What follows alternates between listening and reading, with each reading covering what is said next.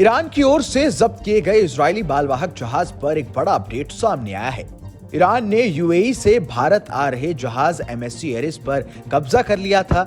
Reports के मुताबिक ईरानी नौसेना के कमांडो ने इजरायल के साथ संबंध के आरोप में भारत आ रहे इस जहाज पर कब्जा किया।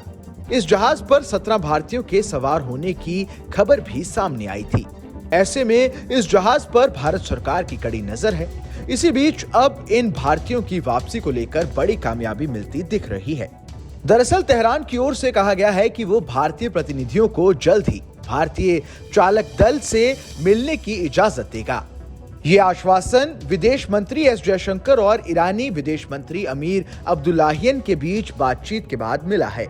विदेश मंत्री एस जयशंकर ने रविवार को हुसैन अमीर अब्दुल्लाहियन से बात की थी। उन्होंने इस दौरान एमएससी एरिस जहाज पर सवार 17 भारतीय नागरिकों की रिहाई की मांग उठाई। फोन पर बातचीत के दौरान जयशंकर ने ईरान इजरायल शत्रुता के संदर्भ में तनाव बढ़ाने से बचने, संयम बरतने और कूटनीति के रास्ते पर लौटने का आह्वान किया।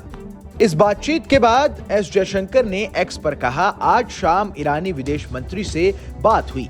एमएससी एरिस के चालक दल के 17 भारतीय सदस्यों की रिहाई का मुद्दा उठाया। क्षेत्र की मौजूदा स्थिति पर चर्चा की, तनाव बढ़ाने से बचने, संयम बरतने और कूटनीति के मार्ग पर लौटने के महत्व पर जोर दिया। संपर्क में बने रहने पर सहमति बनी। एस जयशंकर के साथ बातचीत के बाद ईरानी विदेश मंत्री अमीर अब्दुल्लाहियन ने कहा कि वो हिरासत में लिए गए जहाज पर नजर रखे हुए हैं। जल्द ही इसके चालक दल के साथ भारत सरकार के प्रतिनिधियों की बैठक कराई जाएगी।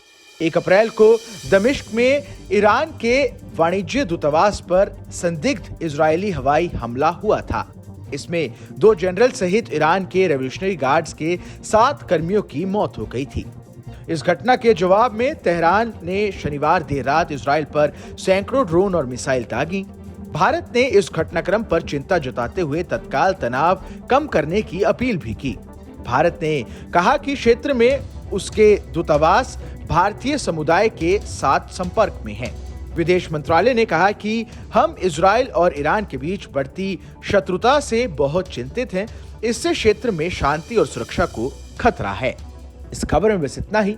ये खबर आपको कैसी लगी हमें कमेंट कर जरूर बताएं। देश दुनिया की तमाम बड़ी खबरों के लिए देखते रहें न्यूज नेशन का डिजिटल प्लेटफॉर्म।